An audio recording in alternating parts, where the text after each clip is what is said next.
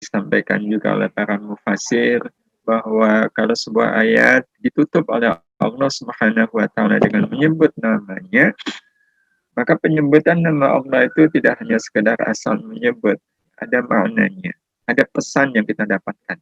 Dan makna atau pesan itu berkaitan dengan ayat tersebut. Nah, ayat ini bicara tentang tanzil, tentang turunnya Al-Quran. Allah kemudian menutup dengan Al-Aziz Ar-Rahim. Al-Aziz kita tahu artinya adalah maha menguatkan. Bisa pula maha mulia. Dan Ar-Rahim adalah maha menyayangi, maha mengasihi. Nah, dari dua nama ini, ya kita menangkap pesan bahwa Al-Quran itu diturunkan untuk menunjukkan bahwa Allah itu Al-Aziz, Allah itu Ar-Rahim. Ya, karena Al-Aziz itu adalah mulia, berarti memang Al-Quran itu diturunkan untuk izzah, untuk kemuliaan. Dan Ar-Rahim diturunkan untuk menjadi rahmat. Rahmat bagi siapa? Bagi kita umat manusia. Bapak Ibu yang dirahmati Allah Subhanahu wa taala. Jadi dua nama Allah ini ya, memberikan makna tersendiri bagi kita. Nah, karena itu tema hari ini kita ingin betul-betul mentadaburi dua nama Allah yang ada di ayat ini, Al-Aziz dan Ar-Rahim. Kita ingin membahas bagaimana cara kita meraih izzah dengan rahmat Al-Quran. Izzah dari nama Al-Aziz, rahmat dari nama Ar-Rahim. Ya, kita pahami sejenak, Bapak Ibu yang dirahmati Allah, apa itu izzah? Ya. Apa sih yang namanya izzah? Izzah, ya kita katakan tadi bersumber dari nama Al-Aziz. Ya, bersumber dari nama Al-Aziz. Al-Aziz adalah salah satu nama Allah Subhanahu wa taala di antara sekian yang diajarkan oleh Allah kepada kita. Baik diajarkan langsung oleh Allah kepada kita melalui Al-Quran ataupun Allah ajarkan kepada kita melalui lisan Nabi kita Muhammad sallallahu alaihi wasallam. Al-Aziz adalah nama Allah, nama yang menjadi mata air kemuliaan atau izzah yang akan menguatkan. Jadi Al-Aziz ya, seperti yang kita sampaikan tadi memang memiliki dua makna. Ya. Di satu sisi maha menguatkan, di sisi yang lain maha memuliakan, maha mulia. Nah, dua nama ini bisa dipertemukan, dua makna ini bisa dipertemukan bahwa Al-Aziz adalah nama Allah yang menjadi mata air kemuliaan atau izzah, di mana kemuliaan atau izzah yang bersumber dari Al-Aziz adalah kemuliaan yang akan menguatkan hidup kita. Dan pasangannya itu Ar-Rahim memberikan pesan kepada bahwa izzah kemuliaan yang menguatkan hidup kita ini bisa kita peroleh melalui rahmat Al-Quran.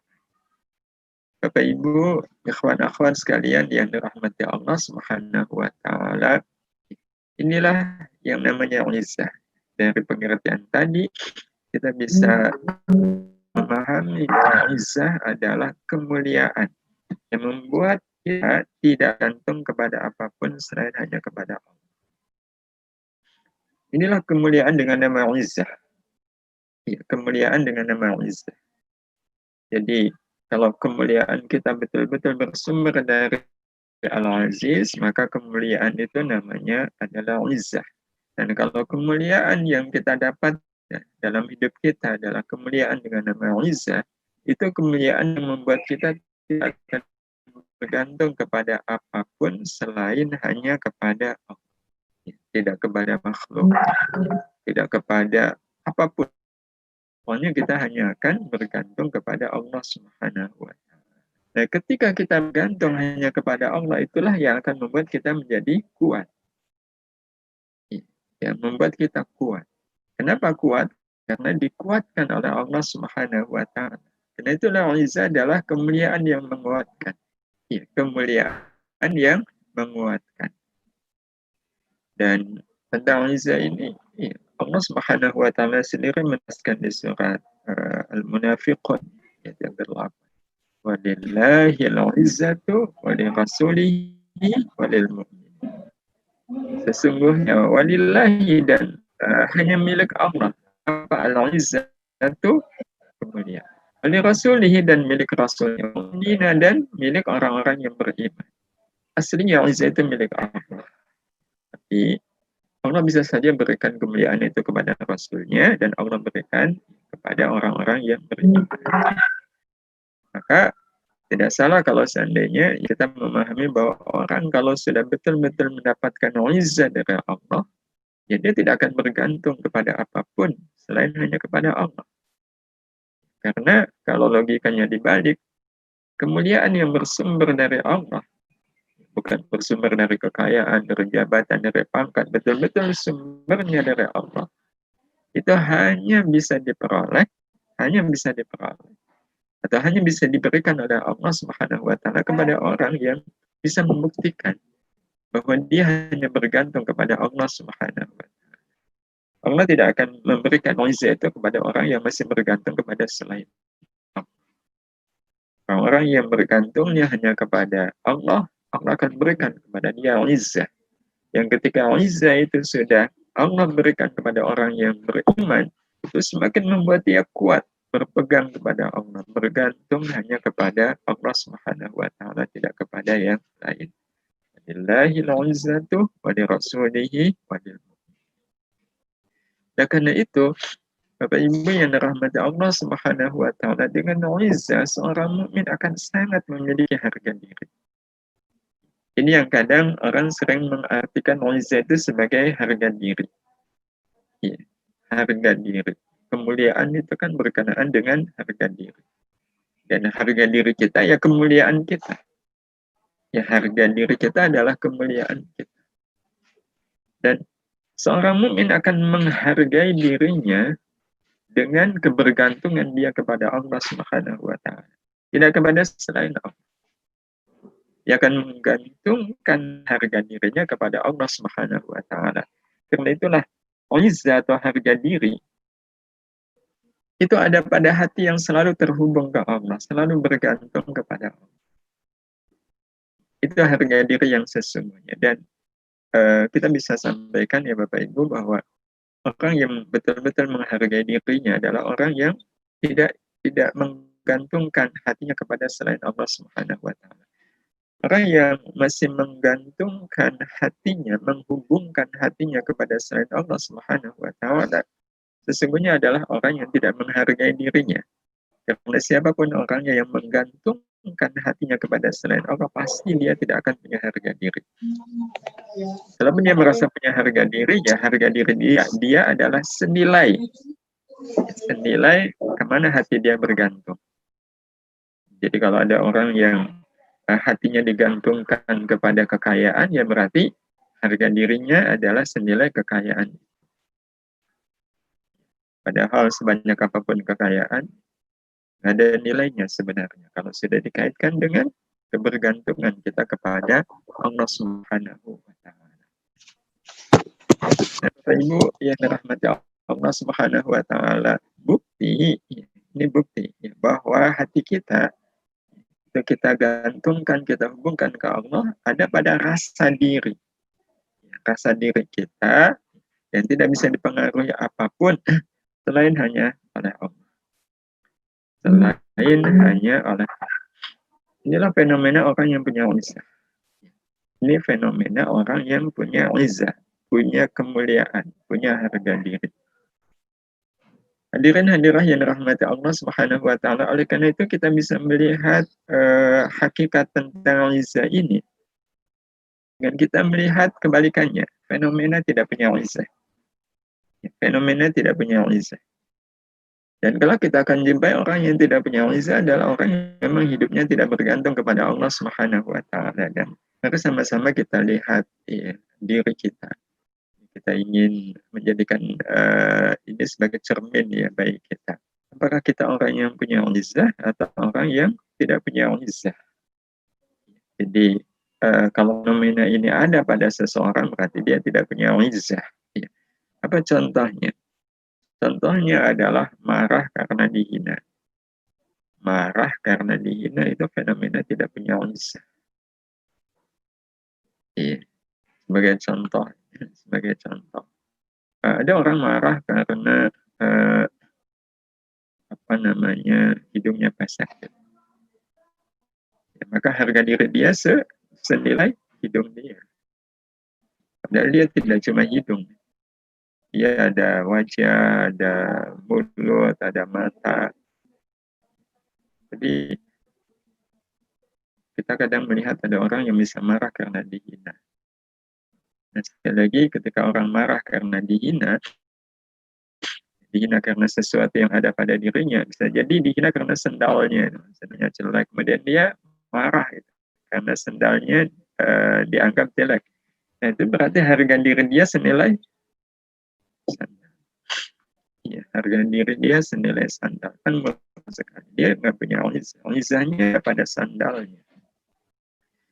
Nah, contoh lain Bapak Ibu, termasuk kebalikannya bangga karena dipuji, juga menunjukkan tidak punya alizah.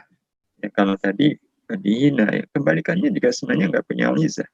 Ada orang yang dipuji hidungnya, yang mancung, kemudian dia bangga dengan pujian itu. Berarti harga diri dia senilai hidung dia yang mancung. Harga diri dia ada pada hidungnya, ya, ada pada hidungnya. Itu sebenarnya menggambarkan orang yang tidak punya izah. Kalau orang yang punya izah, ya dia tidak akan marah, tidak akan bangga, ya, baik dihina maupun dipuji. Karena memang kebanggaan saya bukan di situ. Ya, izah saya bukan di situ. Harga diri saya bukan di situ.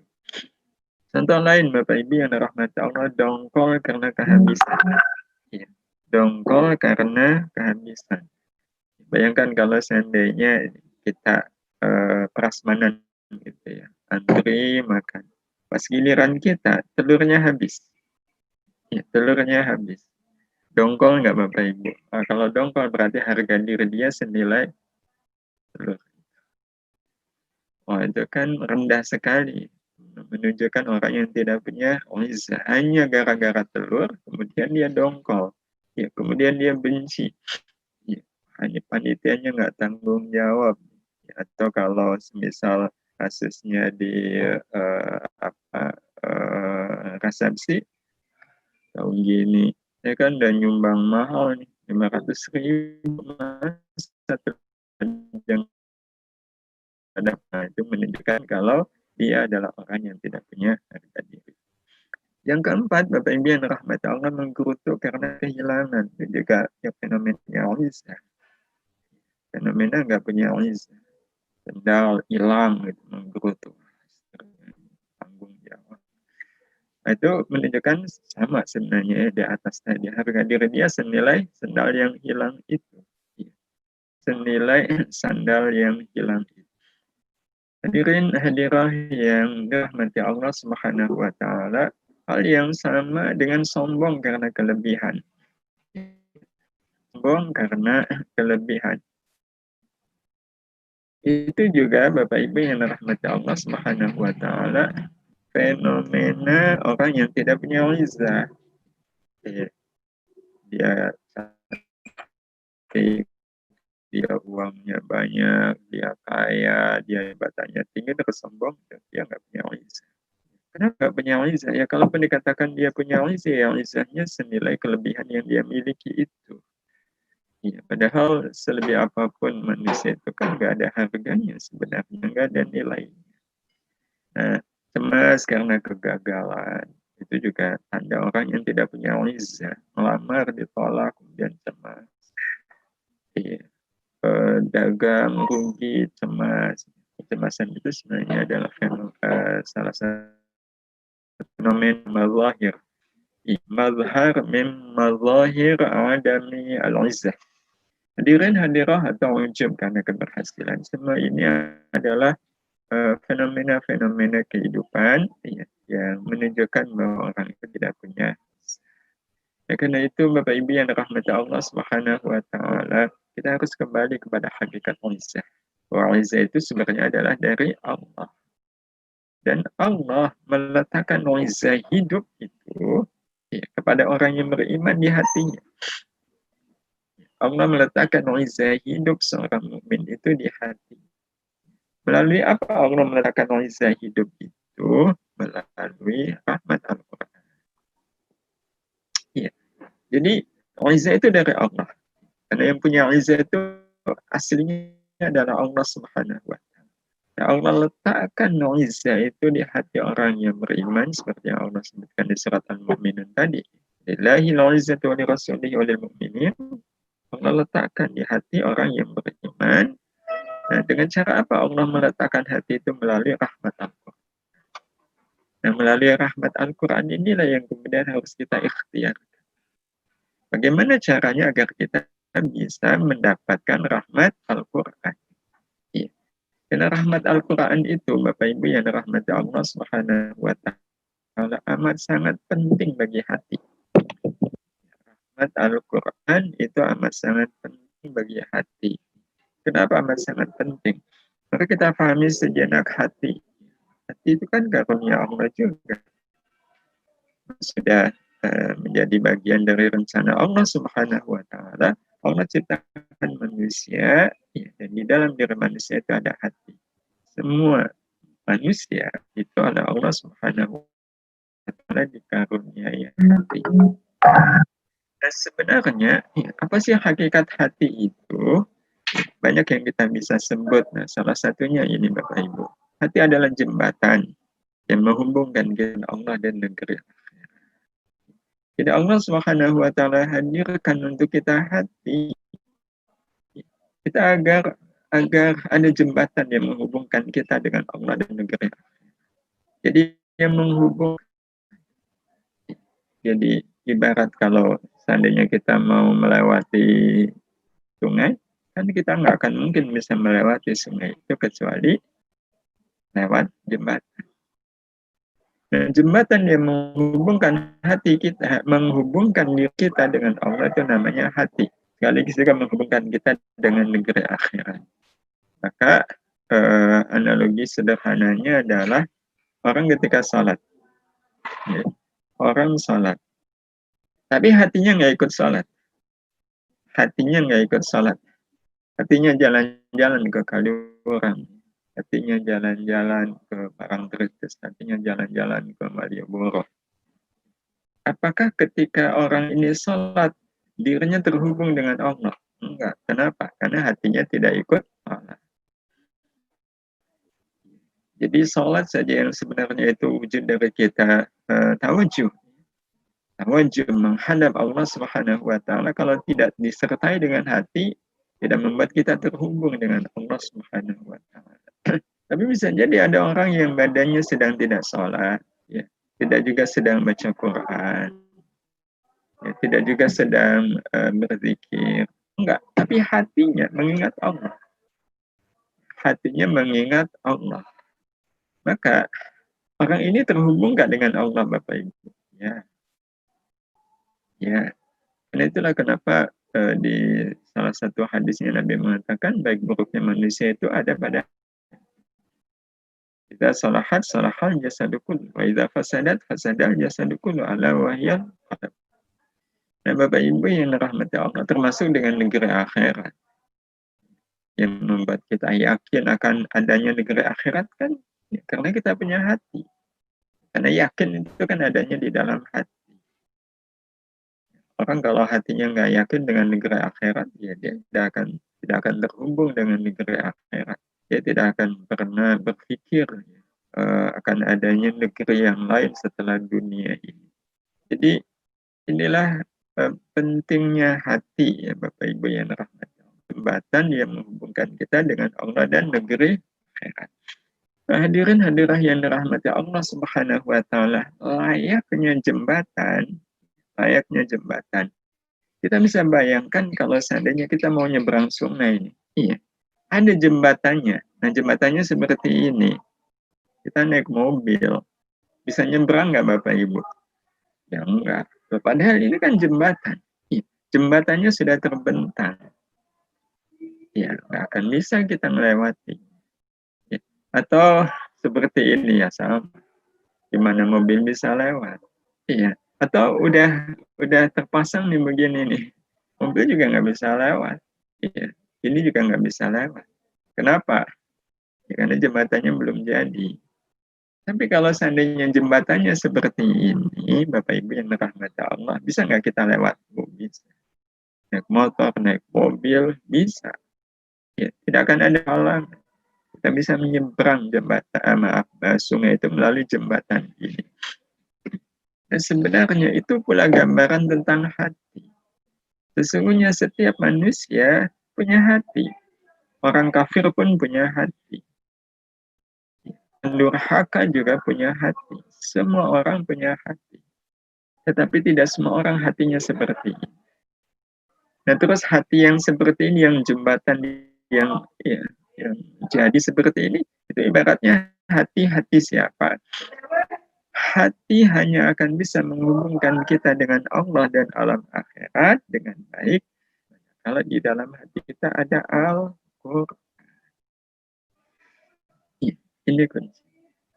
Jadi kalau ada orang yang dia punya hati tapi di dalam hatinya nggak ada Al-Quran, ya hati itu tidak akan bisa menghubungkan dia dengan Allah Subhanahu wa Ta'ala. Tidak akan juga menghubungkan hidupnya dengan negeri akhirat. Jadi hanya orang yang di dalam hatinya ada Al-Quran yang akan terhubung dengan baik, ya Bapak Ibu, kepada Allah dan negeri akhirat. Orang yang di hatinya ada Al-Quran. Iya. Nah, inilah yang kemudian dipesankan oleh Allah Subhanahu wa Ta'ala kepada kita melalui ayat Tanzilal Azizir Rahim ini. Hati ini akan Al-Aziz, hati ini akan memiliki izzah. Hati ini akan kuat. Manakala di dalam hati itu ada ar-rahimnya Allah Subhanahu wa Ta'ala. Ya, ada rahmatnya Allah Subhanahu wa Ta'ala. Dan Allah sudah menghadirkan rahmat itu secara nyata dalam bentuk Al-Quran, dalam wujud Al-Quran.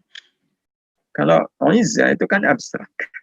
Ya, tidak ada wujud nyata. Diri, kemuliaan, itu abstrak. Tapi kalau ar-rahim, rahmat Allah, yang diwujudkan dalam wujud Al-Quran itu konkret. Karena itu kita hanya akan bisa mendapatkan al-aziznya Allah melalui ar-rahimnya Allah yang Allah turunkan kepada kita melalui Al-Quran. Itu yang kita sebut meraih izzah dengan rahmat. Dan hadisnya kemarin kita sudah sampaikan. Atau cara agar Bapak Ibu yang rahmati Allah Subhanahu wa Ta'ala kita bisa mendapatkan rahmat Al-Quran. Kedua yang kita bisa lakukan. Jadi gimana caranya agar kita bisa mendapatkan rahmat Al-Quran? Caranya ada dua Bapak Ibu. Pertama kita mau membuka Al-Quran agar hati ada di dalamnya. Ya. Dan yang kedua adalah membuka hati agar Al-Quran ada di dalamnya. Inilah tugas kita, Bapak Ibu yang rahmati Allah. Membuka Al-Quran agar hati ada di dalamnya dan membuka hati agar Al-Quran ada di dalamnya. Dua ini yang harus kita lakukan kalau kita ingin rahmat Al-Quran mengisi hati kita. Agar Al-Quran itu mengisi hati kita. Dua saja yang kita lakukan. Mau membuka Al-Quran. Karena kalau orang nggak mau membuka Al-Quran, bagaimana mungkin hati ada di dalam Al-Quran? Ya, bagaimana mungkin kamu akan masuk ke rumah kita? Ya, kalau kita nggak mau membuka rumah kita. Tamu itu kan katanya bisa menjadi salah satu sarana mendapatkan rahmat Allah. Tamu itu kan hanya akan mendatangkan rahmat kalau kita membuka pintu rumah kita, masuklah tamu ke rumah kita. Nah, yang kedua adalah kita mau membuka hati agar Al-Quran ada di dalamnya. Karena kalau seandainya Bapak Ibu yang rahmat Allah ada tamu tadi, kita membukakan pintu rumah kita. Tapi hati kita sebenarnya nggak rela dengan kedatangan tamu ini. Tidak suka dengan kedatangan tamu ini. Kira-kira dapat rahmat nggak dari kita menerima tamu? Enggak. Hal yang sama dengan orang-orang yang mau membuka Al-Quran, tapi dia tidak mau membuka hati. Maka antara Quran dengan hati itu berada di dua tempat yang berbeda. Tapi kalau orang mau membuka Al-Quran dan mau membuka hati, maka Al-Quran akan ada di dalam hati dan hati akan ada di dalam Al-Quran. Nah, kalau sudah begini, nggak akan lagi bisa dipisahkan mana Quran, mana hati. Dan hati sudah ada di Quran, dan Qurannya sudah ada di hati. Qurannya ada di hati, hatinya di dalam Al-Quran. Bapak Ibu yang dirahmati Allah Subhanahu wa taala, inilah yang dijanjikan oleh Nabi kita Muhammad sallallahu alaihi wasallam dalam salah satu hadisnya. Beliau mengatakan, Iqra'ul Quran, bacalah oleh kalian Al-Quran, fa innallaha, karena sesungguhnya Allah itu la yu'adzibu, tidak akan mengazab, menyiksa qalban, hati, wa, yang berisi Al-Quran. Allah tidak akan mengazab hati yang di dalamnya ada Al-Quran. Maka masyhur itu satu kisah ya Bapak Ibu yang dirahmati Allah Subhanahu wa taala. Ada orang yang dia itu hafal surat Al-Mulk dan amat sangat menjiwai surat Al-Mulk ini. Ya, amat sangat menjiwai surat Al-Mulk ini. Nah, pas dia meninggal, dikubur. Nah, dalam pengetahuan malaikat Munkar dan Nakir, ini orang pantas untuk diazab. Nah, rupanya Al-Quran, dalam hal ini surat Al-Mulk yang ada di hati orang tadi, itu kemudian keluar. Keluar dalam wujud sosok. Engkau akan menginjak orang ini, akan mengazab orang ini. Ya, kalau engkau mengazab orang ini, itu sama dengan engkau menginjak saya. Itu kata surat Al-Mulk. Sehingga cerita Allah Subhanahu wa taala tahu, dan Allah pun kemudian memerintahkan malaikat Munkar dan Nakir untuk tidak mengazab orang tadi. Dan ternyata di hati orang ini ada surat Al-Mulk. Itu cuma satu surat. Kita bisa bayangkan kalau seandainya semua surat ada di dalam hati. Jadi kalau analogi sederhananya, ya seperti kita bawa tas ya Bapak Ibu. Ya. Nah, di dalam tas itu koper lah ya, koper. Nah, di dalam koper itu ada Quran. Ya, ada Quran. Kemudian karena satu dua hal, koper itu harus kita taruh di bawah ya, naik kereta itu. Pas kita taruh di bawah, beranikah kita meletakkan kaki kita di atas koper itu? Nah, berani. Kenapa? Karena di dalamnya ada Al-Quran. Tapi kalau adanya ngepasi, ya di koper kita itu nggak ada Al-Quran. Ya, kita taruh di bawah, kaki capek. Itu kaki kita akan naik nggak ke koper itu? Naik, kenapa? Nggak ada Quran. Maka betul memang orang kalau Al-Quran itu sudah ada di hatinya, Allah tidak akan mengazab. Ya, kalau Allah nggak mengazab hati, ya nggak akan mengazab badannya.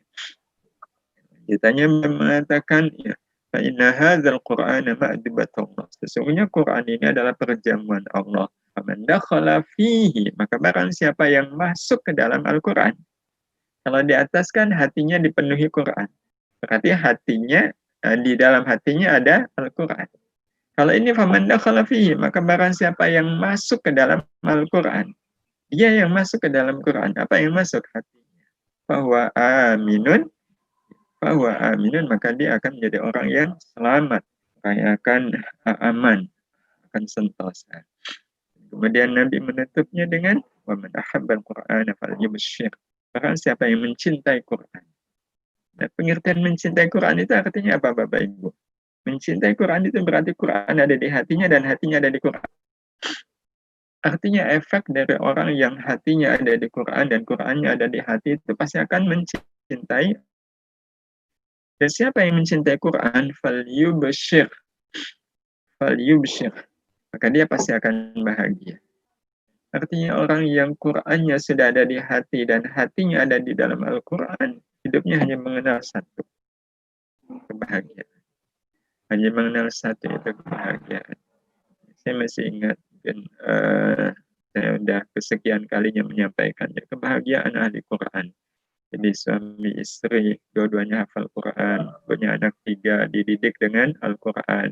Tetapi secara ekonomi, keluarga ini keluarga, ya bahasa mudahnya menengah ke bawah. Jadi hidupnya itu ya cukup lah. Meskipun kalau dibandingkan dengan umuman ya sangat sederhana. Nah, salah satu bukti bahwa mereka itu orang yang sederhana tapi bahagia. Istrinya pernah menyampaikan kalau pernah suaminya itu, ya, kata beliau, ya, suami saya pernah ngasih saya uang itu banyak sekali. Ya, kata banyaknya itu panjang, menunjukkan beliau sangat bahagia. Nah, pada saat ditanya, berapa suami ngasih uang kepada ibu? Apa jawab beliau? Suami saya ngasih uang 500.000. Bayangkan Bapak Ibu, yang dikasih uang 500.000 kan kalau secara umum sebenarnya nggak banyak-banyak amat. Tetapi ketika sang istri mengatakan banyak sekali, menunjukkan betapa dia bahagia dengan uang 500.000. Begitulah memang orang-orang yang hatinya sudah bersama Al-Quran dan Quran yang bersama hati. Hadirin hadirah yang dirahmati Allah Subhanahu wa taala. Di Quran Allah Subhanahu wa taala juga ya di surat Al-A'raf ayat yang ke-100 Allah Subhanahu wa taala juga berfirman, "Wa idza quri'al Qur'anu fastami'u lahu wa ansitu." Apabila dibacakan Al-Quran, maka dengarkanlah dan perhatikanlah, la'allakum turhamun, agar kalian dirahmati. Ayat ini memberikan pengetahuan kepada kita, sebagaimana hadis Rasul Shallallahu Alaihi Wasallam tadi, tentang apa yang harus kita lakukan agar kita membuka Al-Quran, iya, agar hati kita ada di dalam Al-Quran. Iya, membuka Al-Quran agar hati kita ada di dalam Al-Quran. Artinya membuka Al-Quran di sini apa? Pertama, Bapak Ibu, cara kita membuka Al-Quran agar hati kita ada di dalam Al-Quran adalah dengan mempelajari. Ya, mempelajari Al-Quran. Kalau belum tahu huruf-hurufnya, kita pelajari alif, ba, ta, jim. Kalau belum tahu bagaimana cara membacanya, ya kita belajar bagaimana cara membaca. Kalau kita sudah membaca tapi belum sesuai dengan kaidah, ya kita belajar tajwidnya. Nah, itu mempelajari. Itu salah satu cara kita membuka Al-Quran. Dengan harapan hati ada di dalam Al-Quran. Yang kedua, mengajarkan. Dan ini memang satu paket ya Bapak Ibu. Orang akan mungkin belajar Quran kalau nggak ada yang mengajar. Dan orang nggak akan mungkin mengajar kalau tidak ada yang belajar. Nah, karena itu Rasulullah SAW pernah menyebutkan ya, orang yang belajar dan Quran itu dengan posisi yang sama. Itu khairukum, baik kalian. Ya. Itu kata Nabi SAW, khairukum man ta'allama al-Quran wa 'allamah. Baik-baik kalian adalah yang mau belajar Al-Quran dan mau mengajarkan. Jadi, Bapak Ibu yang dirahmati Allah, cara pertama untuk membuka Al-Quran adalah mempelajarinya, mengajarkannya. Apalagi Bapak Ibu, membaca, ya, mendengarkan. Mendengarkan itu juga termasuk ya, kita sedang membuka Al-Quran. Ya, mendengar. Ya, orang baca Quran, ya. Kita duduk mendengarkan itu sudah termasuk membuka Al-Quran. Ya. Atau kita style ya, style murotal. Mungkin beliau Syekh Musyari Rashid. Kita dengarkan bacaan Quran, itu termasuk membuka Al-Quran. Termasuk menghafalkan ya Bapak Ibu. Bagian dari kita membuka Al-Quran. Atau mentadaburi. Ya, atau mentadabur. Afala yatadabbarun al-Quran. Tidakkah kalian mentadabur Al-Quran? Amma ala qulubin aqfaluha. Nah, kalimat apakah di hati mereka itu ada tutup menunjukkan bahwa orang kalau mau mentadaburi Al-Quran, Bapak Ibu, itu punya peluang untuk menjadikan hatinya ada di dalam Al-Quran. Dan itu juga bisa Bapak Ibu yang dirahmati Allah Subhanahu wa taala dengan cara-cara sebelumnya. Termasuk nanti memahami isi Al-Quran. melalui tafsir atau melalui kajian-kajian para ulama tafsir. Itu bagian dari kita membekal Quran. Nah, semuanya ini real sebenarnya. Artinya tidak perlu kita bahas gimana caranya mempelajari, mengajarkan, membaca. Ya, kita bisa melakukan. Ya, kita bisa melakukannya. Nah, tetapi ini baru satu sisi, baru membuka Al-Quran. Setelah kita membuka Al-Quran seperti ini, maka tugas kita selanjutnya adalah mau membuka hati bersama Al-Quran. Ya, jadi setelah membuka Al-Quran, ya, pada saat yang sama kita membuka hati. Ya, jadi kita buka Al-Quran dengan mempelajarinya, ya, mengajarkannya, dan seterusnya tadi, pada saat yang sama kita membuka hati. Jadi bersamaan, ya, membuka Quran sekaligus membuka hati. Nah, kalau membuka Quran, caranya tadi ya, sudah kita sampaikan. Terus kalau membuka hati, caranya ada 4, Bapak Ibu. Caranya adalah bersama Al-Quran semata karena Allah suka. Ya. Bersama Al-Quran semata karena Allah suka. Itu berarti kita membuka hati. Jadi bukan karena yang lain, betul-betul karena Allah suka. Karena Allah suka itu contohnya begini. Kenapa Bapak Ibu kok belajar Al-Quran? Kan Allah suka kalau saya belajar Al-Quran. Nabi saja menyebut khairukum, itu menunjukkan berarti Allah sangat suka kalau saya belajar Al-Quran. Makanya saya belajar Al-Quran. Nah, itu berarti dia belajar Al-Quran karena Allah suka. Tapi kalau karena yang lain, bukan karena Allah suka, nah itu berarti dia membuka Quran tapi tidak membuka hatinya. Dia belajar Al-Quran. Kenapa Pak belajar Al-Quran? Malu saya sama cucu, diolok-olok terus. Mangkel saya sama cucu. Daripada dipermalukan terus-menerus, ya udahlah. Ini dalam rangka menyelamatkan saya. Biar terus-menerus. Pada cucu, semisalnya ada kakek yang belajar Quran, tapi motifnya begitu. Pas dia belajar Quran, ya dia buka Quran. Tapi apakah dia membuka hatinya? Enggak. Ya, kenapa belajar qiraah ini mau musabaqah misalnya Bapak Ibu? Ya, misal ada orang yang dia pengen musabaqah, pengen menang. Ya, kenapa? Ya, kalau saya menang kan nanti dapat mesin jahit misalnya. Itu berarti dia belajar Al-Quran karena Allah suka. Tapi lebih karena pengen mesin jahit. Nah, itu dari sisi ini saja sudah menunjukkan dia orang yang nggak punya izah. Ya, jadi apapun yang kita Allah suka. Iya, akhi, ukhti, kenapa menghafalkan Quran? Kan Allah suka kalau saya menghafalkan Quran. Mungkin ada motif lain begitu. Iya, nggak ada motif lain saya menghafalkan Quran ini kecuali karena suka. Itu aja yang membuat saya menghafalkan Quran. Itu berarti pas dia menghafalkan Quran, kan membuka Quran. Nah, pada saat yang sama dia membuka hati. Jadi tidak, kenapa menghafalkan Quran? Ya, soalnya kakek saya hafal Quran. Iya. Bapak ibu saya hafal Quran. Masa saya nggak hafal Quran? Jadi bagaimana orang-orang? Iya. Saya nggak pengen ya, orang-orang akhirnya mencibir saya karena ternyata saya tidak hafal Quran, padahal orang tua saya hafal Quran. Itu berarti dia ya, bersama Al-Quran bukan karena Allah. Jadi ini poin pertama ya Bapak Ibu. Bersama Al-Quran itu semata karena Allah suka. Kenapa ngajar Al-Quran? Nah, ini penghidupan saya. Saya kalau nggak ngajar Quran, ya nggak bisa makan. Ya, itu berarti dia mengajarkan Quran bukan karena Allah suka. Nggak ada kerjaan lain ya selain ini. Nah, kalau ada kerjaan lain sih, mendingan saya nggak usah ngajar Quran. Nah, itu kan sudah jelas.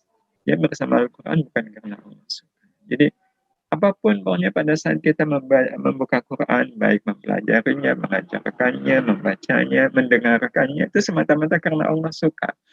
Nah, artinya ini juga bukan termasuk orang yang membuka hati ketika dia nyetel, merotal ya. Dan ada orang yang nanya, kenapa Pak kok mendengarkan Quran? Wah, enak ya suaranya. Pokoknya kalau beliau membaca ini, wah rasanya. Ya, telinga ini enak gitu, suaranya itu merdu, empuk, nadanya juga. Nah, itu berarti dia mendengarkan tilawah Quran bukan karena Allah suka. Jadi ini yang pertama. Yang kedua, ya, poin kedua Bapak Ibu, dengan cara yang paling Allah suka. Iya, itu bukti kalau kita membuka hati. Jadi waktu kita bersama Al-Quran itu dengan cara yang paling Allah suka. Ya, dengan cara yang paling Allah suka. Ya, Allah suka kalau kita bersama Quran itu dalam keadaan suci dari hadas kecil. Iya. Tapi itu kan nggak wajib. Sebagian memang mengatakan tidak wajib, tapi kalau di dalam mazhab Syafi'i itu wajib. Iya, wajib pegang Quran, iya, itu dalam keadaan suci dari hadas kecil. Nah, tapi kalaulah seandainya ada yang mengatakan nggak harus wudhu, tapi kan Allah suka kalau kita pegang Quran itu dalam keadaan punya wudhu, ya udah, ya, kita lakukan itu ya, semata-mata karena cara seperti ini adalah cara yang Allah sukai. Kalau bisa menghadap kiblat, ya kita menghadap kiblat. Tapi kalau karena satu dua hal, misal di kendaraan, nggak bisa selamanya menghadap kiblat, ya itu lain masalah. Jadi sepanjang bisa, ya kita berusaha melakukan yang paling Allah sukai. Duduk, ya, dengan duduk penuh dengan ta'zim. Ya.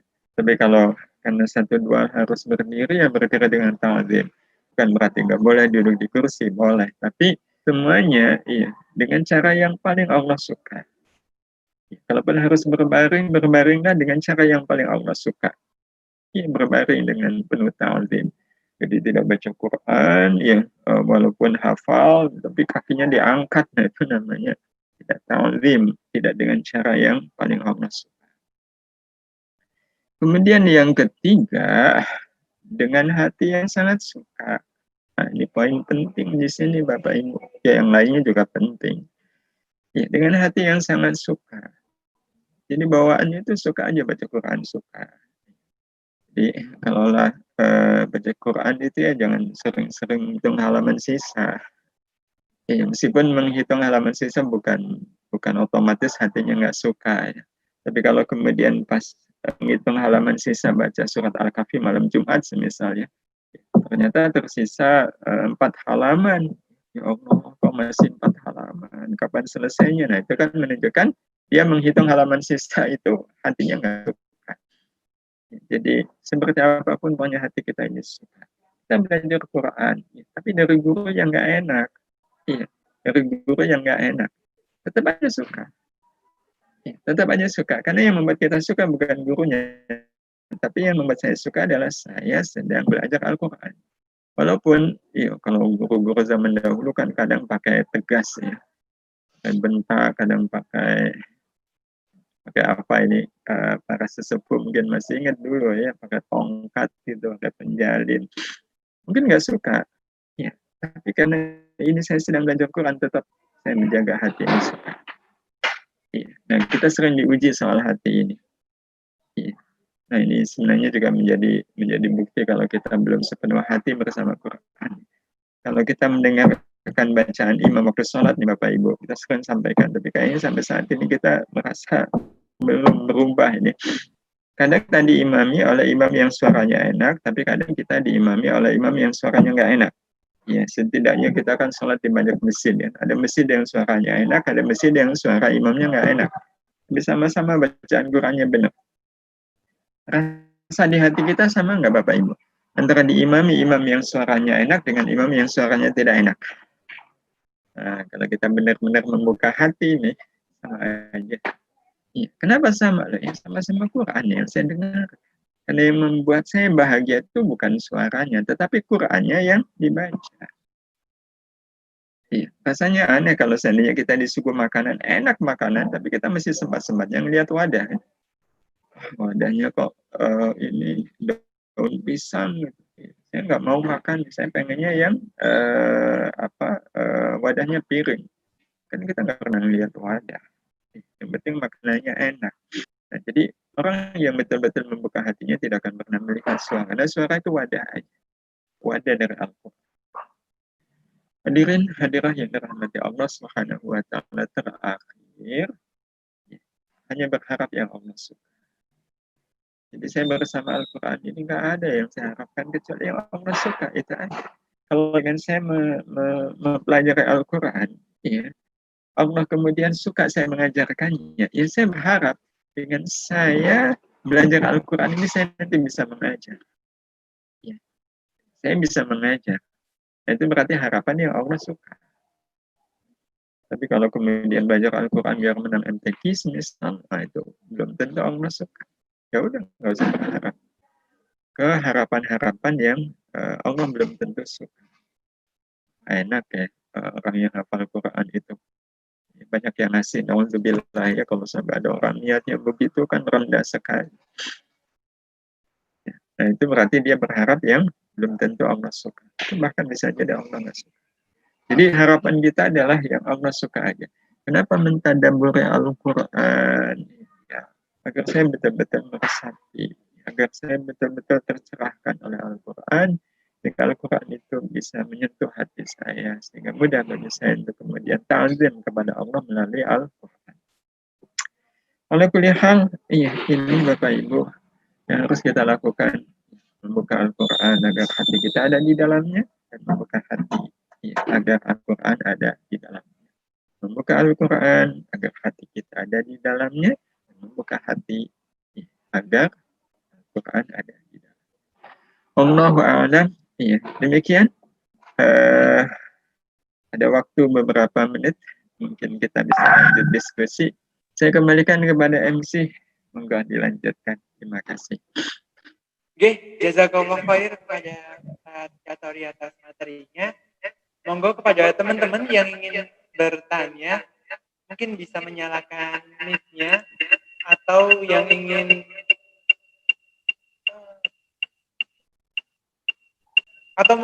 bertanya melalui chat, bisa langsung dikirimkan di pesan Zoom atau lewat yang pesan di YouTube.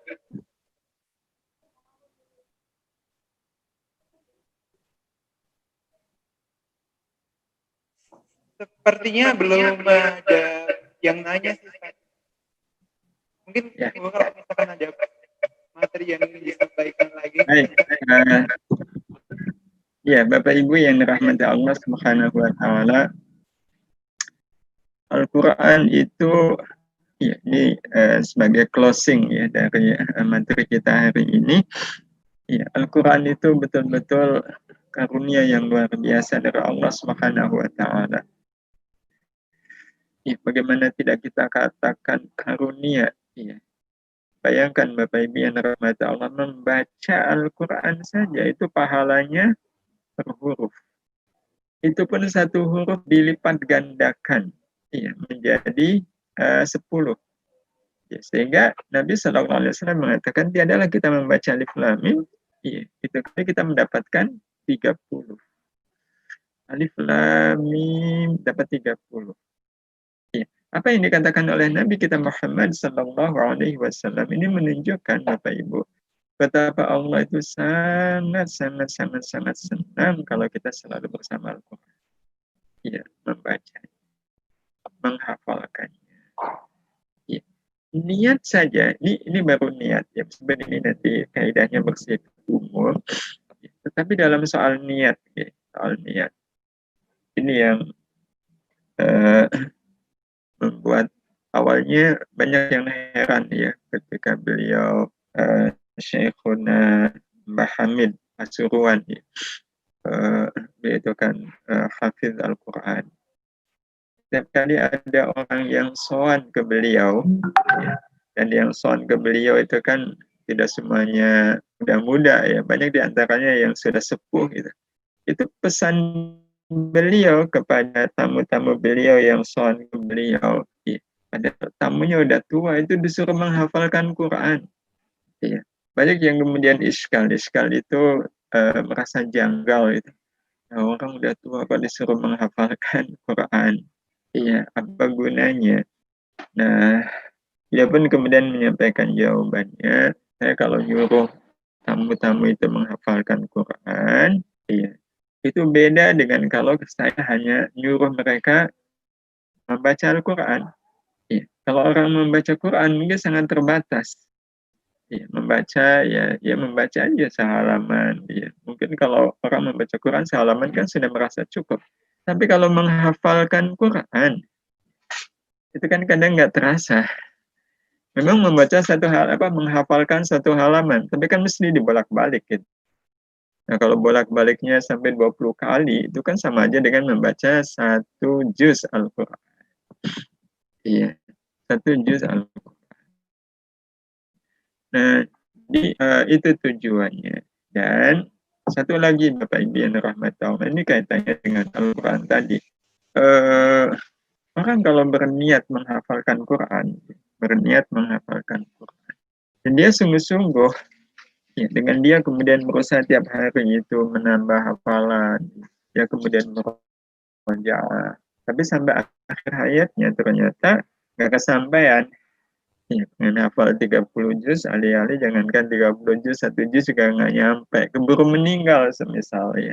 Jadi niat menghafalkan Quran, baru setengah tahun meninggal. 1 juz saja semisal belum khatam. Tahukah kita nanti di akhirat, orang seperti ini dibangkitkan oleh Allah bersama para penghafal. Itu semua menjadi bukti ya betapa Al-Quran itu ya, punya keutamaan yang amat sangat luar biasa. Iya, itu salah satu nilai ya Al-Quran. Dan itu memang jangan sia-siakan Al-Quran ini. Tanzil al-azizir rahim itu sudah cukup menjadi peringatan bagi kita untuk menjadikan Al-Quran itu sebagai izzah, sebagai kemuliaan kita. Karena tidak akan mungkin ada kemuliaan kecuali ya, bergantung kepada Allah Subhanahu wa Ta'ala. Ini ada pertanyaan dari Rafiyati Ibu ya. Bagaimana jika saat kita membaca Al-Quran sering menangis sendiri? Apakah itu termasuk izzah? Ya, sering menangis sendiri. Bapak Ibu yang dirahmati Allah Subhanahu wa Ta'ala, menangis karena membaca Al-Quran itu tentu banyak ininya ya, banyak latar belakangnya, ya, banyak latar belakangnya.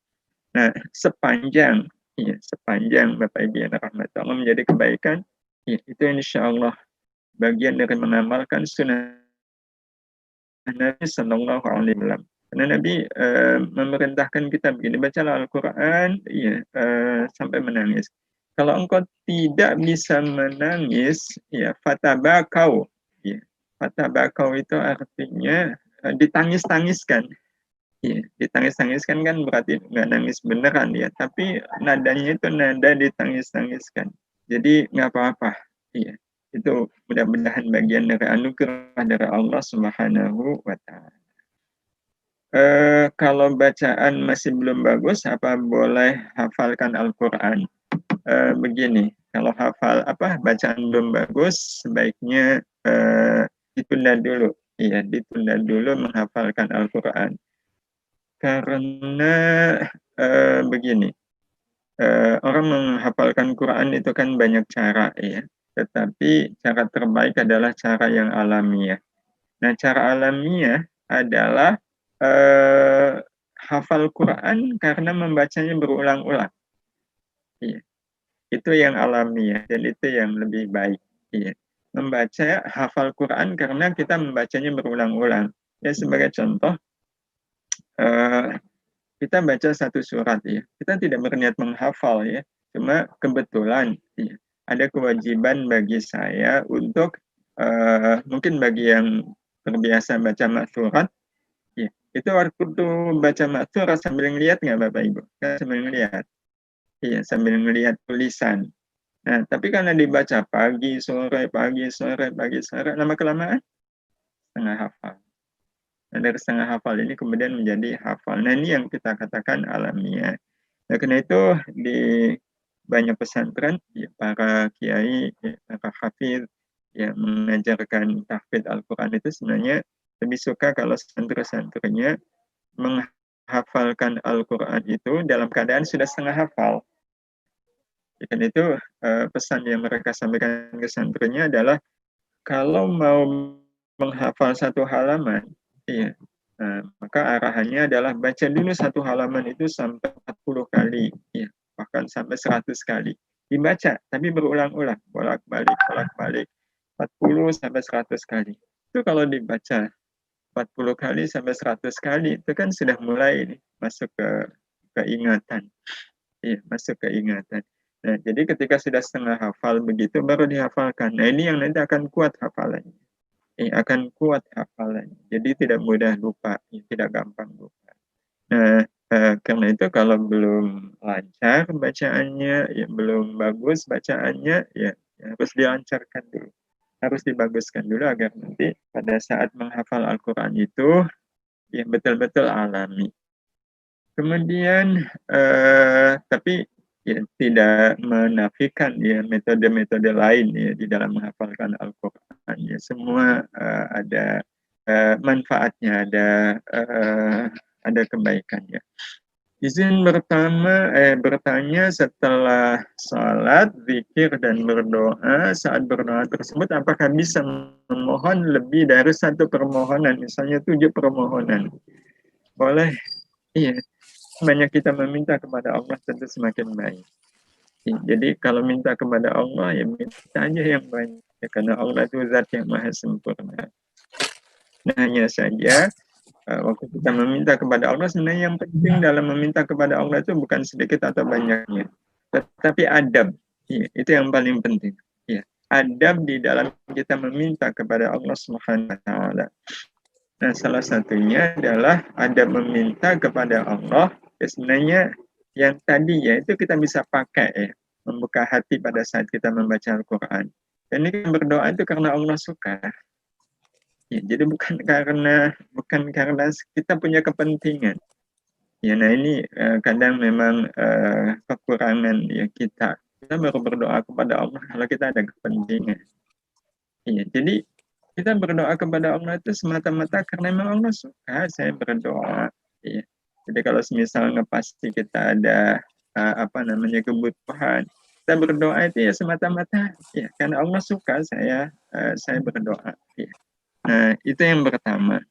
Kemudian yang kedua, ketika kita meminta, nah, memintalah yang Allah suka. Memintalah yang Allah suka. Maksudnya meminta yang Allah pasti suka. Apa semisalnya? Semisal kita menjadi orang yang dermawan. Kan Allah suka. Ya, maka mintalah kepada Allah, ya Allah jadilah saya orang yang dermawan. Tapi kalau minta jadi orang kaya, belum tentu Allah suka kan? Banyak orang kaya yang Allah nggak suka. Orang kaya kikir kan Allah nggak suka. Nah, maka ya, jangan membatasi kita meminta kepada Allah apa yang belum tentu Allah suka. Pastikan kita meminta yang si Allah suka. Menjadi orang yang dermawan, menjadi ahli sholat tepat waktu, yang menjadi orang yang senantiasa ingat Allah. Nah, itu yang kita minta kepada Allah Subhanahu wa taala. Dan setelah itu, tapi apakah kemudian kita nggak boleh meminta rezeki yang banyak gitu. Meminta umur yang panjang, padahal umur yang panjang kan belum tentu Allah suka. Bagaimana saya kok pengen meminta umur yang panjang atau rezeki yang banyak? Padahal sekali lagi rezeki yang banyak juga Allah belum tentu suka. Nah, maka kalau seandainya kita ya, meminta yang Allah belum tentu suka, lanjutkan dengan sesuatu yang Allah pasti suka. Ya Allah, berikan kepada kami rezeki yang banyak. Yang dengan rezeki yang banyak ini saya bisa sedekah, bisa infak. Dengan dunia yatim piatu, nah itu Allah. Ya Allah, berikan kepada kami umur yang panjang. Agar dengan umur yang panjang ini saya bisa taat kepadamu, ya bisa ibadah kepadamu, bisa mendidik anak-anak kami. Itu berarti kita meminta yang Allah suka. Itu ada. Kemudian kalau sholat duha itu apa? Tetap pakai iftitah. Ya, kalau iftitah itu bisa kita baca ya, di dalam semua sholat, baik fardu maupun sholat sunnah. Ya. Jadi kesunahan sholat itu semuanya sunnah dilakukan, baik sholatnya sholat sunnah maupun sholatnya sholat fardu. Banyak ini MC, 2 lagi aja ya. Jika kita membaca Al-Quran, namun kita tetap memikirkan hal-hal lain, itu bagaimana Ustaz? Iya, baca Quran tapi memikirkan hal-hal lain. Membaca Quran itu sebaiknya dengan tadabbur. Iya, sebaiknya dengan tadabbur. Nah, sehingga, ya, karena begini, ya, ini juga bagian dari adab ya. Semua amalan itu ada adabnya. Ya, berdoa tadi ada adabnya, baca Quran juga ada adabnya. Nah, sebenarnya waktu kita baca Quran itu kan kita sedang berdialog dengan Allah. Ya, kita sedang berdialog dengan Allah. Kalau kita berdialog dengan Allah kan sudah semestinya ya kita fokus. Bagaimana kalau seandainya kita, kalau mahasiswa sedang menghadap dosen kan harus fokus menghadap dosen. Nah, jadi ketika kita baca Quran ya udah pikiran kita ke Allah. Tidak memikirkan yang lain. Kalau kita mau memikirkan yang lain ya tutup dulu Al-Quran. Ya pikirkan yang lain itu ya baik-baik, ya usah lama-lama juga ya. Kalau sudah selesai kembali ke Quran. Itu yang namanya khusyuk. Ya, itu yang namanya khusyuk. Nah, Bapak Ibu yang dirahmati Allah, tapi jangan kemudian dengan alasan saya nggak bisa khusyuk terus nggak baca Quran. Ya, itu sama dengan orang, kenapa nggak sholat? Daripada sholat saya nggak khusyuk, mendingan saya nggak usah sholat. Nah, itu cari-cari alasan. Kemudian terakhir nih, bagaimana yang dimaksud dengan kedudukan penghafal Al-Quran adalah di akhir ayat yang dibaca. Ini juga sebenarnya menunjukkan betapa Allah Subhanahu wa Ta'ala sangat suka kepada para penghafal Quran. Berita gembira ya, kepada para penghafal Quran. Jadi orang yang hafal Quran, ya, hafalan Quran itu kan akan membawa dia masuk ke surga. Dia hafal Quran, dia mengamalkan isinya, dia akan masuk surga. Nah, begitu masuk surga, dia akan diperintahkan oleh Allah Subhanahu wa Ta'ala untuk membaca surat-surat atau ayat-ayat yang dia hafal dari Quran. Ya. Nah, jadi katakan kalau dia hafal Al-Fatihah, begitu masuk surga, dia akan baca Al-Fatihah. Nah, begitu dia baca Al-Fatihah, itu surganya naik. Iya, jadi ya kita bayangkan jadi kayak ada lift gitu yang membuat dia naik. Nah, sampai waladhdallin, iya, ternyata dia masih punya hafalan yang lain, Al-Ikhlas. Iya, ya nanti naik lagi. Dan setelah Ikhlas, dia nggak punya hafalan yang lain. Maka begitu sampai walam yakullahu kufuwan ahad, ya udah berhenti sampai di situ surga dia. Ya, surga dengan 2 hafalan surat. Nah, sehingga bisa kita bayangkan kalau seandainya dia hafal 114 ayat. Ya, dibandingkan dengan yang hafal 2 surat tadi kan udah surganya selisihnya jauh amat sangat berbeda. Itu maksud dari kedudukan penghafal Al-Quran adalah di akhir ayat yang dibaca. Allah alam, semuanya itu sekali lagi menunjukkan betapa Allah Subhanahu wa Ta'ala sangat suka kalau kita selalu bersama Al-Quran. Tapi sebagai penutup, pastikan kebersamaan kita dengan Al-Quran itu dengan cara kita tidak hanya sekedar membaca Al-Quran, membuka Al-Quran, ya, tapi juga kita harus membuka hati. Kita membuka Al-Quran agar hati kita ada di dalamnya, dan kita membuka hati agar Al-Quran ada di dalamnya. Membuka Al-Quran agar hati kita ada di dalam Al-Quran, kita membuka hati agar Al-Quran ada di dalam hati kita. Mudah-mudahan Allah Subhanahu wa Ta'ala karuniakan kemudahan bagi kita untuk menyatukan hati kita dengan Al-Quran dan menyatukan Al-Quran dengan hati kita, sehingga kita semua nanti oleh Allah Subhanahu wa Ta'ala insyaallah akan dicatat sebagai ahlul Quran alladzina hum ahluka wa khassatuka ya arhamar rahimin. Dan sosok yang amat sangat dikhususkan oleh Allah Subhanahu wa Ta'ala baik di dunia maupun nanti di akhirat. Dan ya Allah wa iyyakum ajma'in. Mohon maaf atas segala salah dan khilaf. Saya akhiri, wassalamualaikum warahmatullahi wabarakatuh. Waalaikumsalam warahmatullahi wabarakatuh.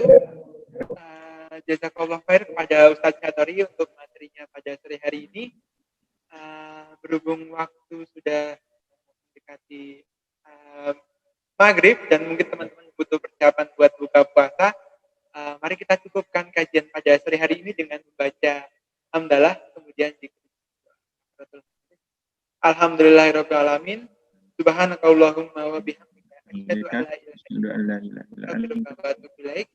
Jadi saya mohon maaf. Wassalamualaikum warahmatullahi wabarakatuh. Waalaikumsalam.